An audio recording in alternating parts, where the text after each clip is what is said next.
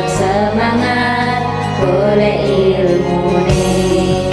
Nanging apa atiku durareka ninggal guru ninggal kanca uga ninggal kenangan lan crita wis wayahe tetep dilakoni wae.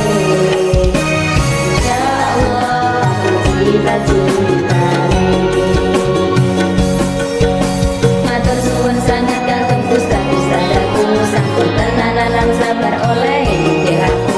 Masih yoto kadang angel banget kandananku, nanging tetep telaten lan tulus ngadepi aku.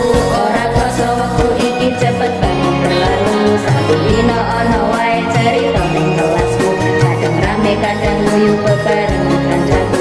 Rasane angel tenan ngelaleke sekolahku. Minum pas aku kadung krasan sekolah minum bulan jebul wayahe lulusan. 6 tahun wis dilewati sinau bareng dolanan bareng. Saiki wayahe berjuang dewe-dewe, tetap semangat golek ilmune.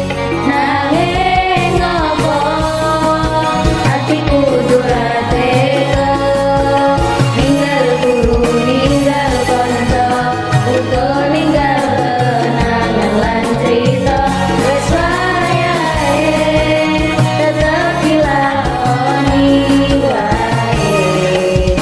Insyaallah aku cita-citane. Nanging kabeh kenangan tak simpen ning atiku, sapa kabeh guru nganti tekan kanca-kancaku. Ilmu sing diwenehke bakal dadi bekalku, aku sangune neruske dalan masa depanku.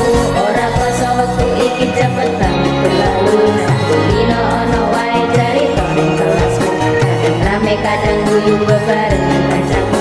Rasane angel tenan ngelaleke sekolahku. Minum pas aku kadung krasan sekolah minum bulan jebul wayahe lulusan.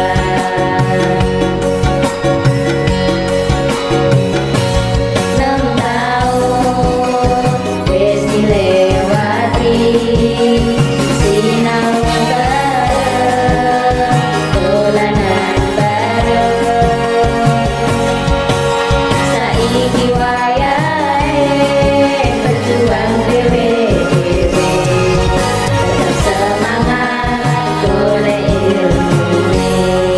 Nanging apa atiku durateka ninggal guru ninggal kanca uga ninggal